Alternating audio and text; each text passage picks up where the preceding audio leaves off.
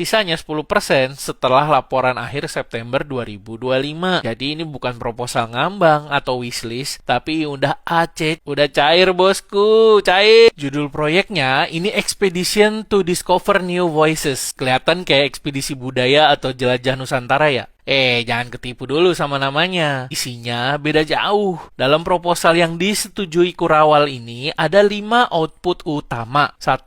Serial dokumenter 30 episode buat YouTube channel Indonesia Baru. 2. Buku Restart Indonesia yang diedarkan di tahun 2025. 3. Roadshow atau tour buat nyebarin ide dan memperkuat gerakan Indonesia Baru 2025 dan 2026. 4. Ekspedisi khusus buat pelajar dan mahasiswa.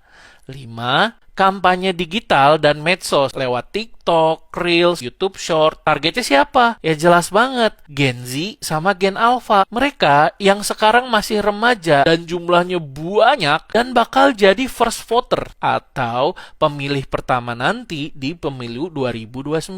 Artinya, mereka sengaja nyasar anak muda yang otaknya masih fresh, masih belum mateng, dan baru pertama kali nyoblos. Nah, ini bagian yang agak ngegas nih, gengs. Dalam dokumen ini, mereka nyebut revisi UU nomor 34 tahun 2004 tentang TNI sebagai contoh kebijakan nasional yang bisa jalan tanpa partisipasi publik yang bermakna. Mereka nulis bahwa visi masa depan Indonesia dikuasai elit politik kecil, jadi publik butuh counter naratif atau antitesanya. Mereka nyebut-nyebut soal sing militarisme atau kebangkitan militer, korupsi, konservatisme politik, dan ketimpangan sosial. Di strategi medsosnya, mereka mau bikin konten soal violence suppression atau penekanan secara kasar oleh militer, polisi, korupsi pemerintah, pengambilan tanah paksa, dan resistensi pemuda terhadap kebijakan yang dianggap nggak demokratis. Yang paling aneh dan sus nih, dalam dokumen tertulis mencegah kelanjutan authoritarian governance Prabowo atau untuk mencegah kelanjutan pemerintahan dari presiden yang sekarang. Dan semua ini dirancang buat jalan menjelang pemilu 2029. Mereka lagi manasin mesin supaya banyak